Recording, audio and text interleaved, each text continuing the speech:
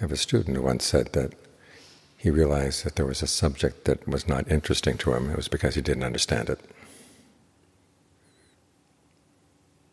When you understand things, you realize they're fascinating. So the reason why we have trouble with our minds, trouble keeping them here, is because we really don't understand what's going on. If you understood what the mind is doing, you'd find it a fascinating process, how it takes in sensory input and shapes it into an experience, all the different steps it goes through. And it thinks it's all automatic.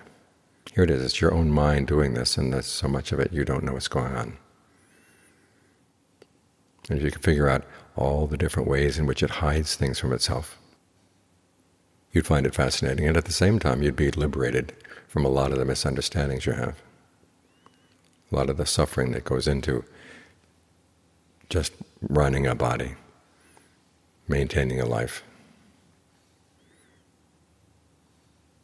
And we get fascinated by other things, things outside, what's going on in the world outside, what's going on with this group, that group.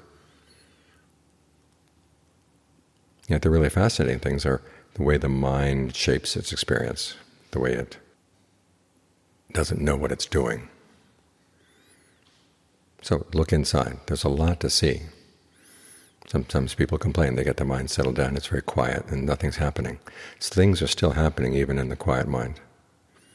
The fact that it's maintaining its quiet and not leaving it shows that something's going on in terms of the level of fabrication, the way you breathe, the way you talk to yourself, just the perceptions you hold in mind.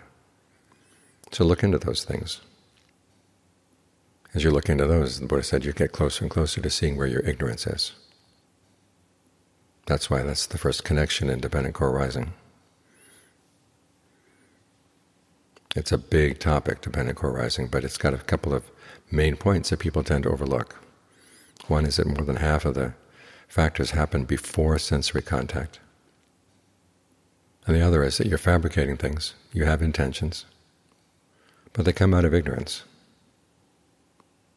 You would think you would know what you're intending, why you're intending things.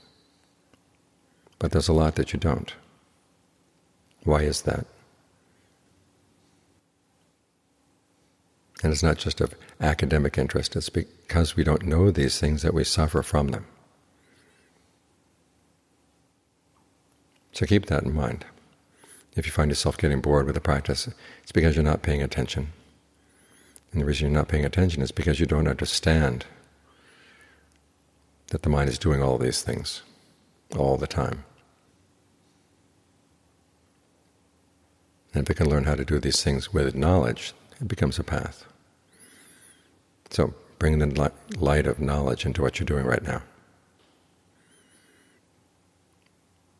And keep pursuing this question, and you find that it has lots of unexpected surprises, lots of suspected surprises as well, but the really unexpected ones, those are the ones that take you off guard. But they're the rewards of having spent a lot of time convinced that this is the big issue in life. When the Buddha says suffering comes from craving, he's pointing in here. He's telling you, look right here. And yet we look other places. So take him at his word. You solve this problem inside, and all the other problems you have outside are going to be really minor, and they won't weigh the mind down.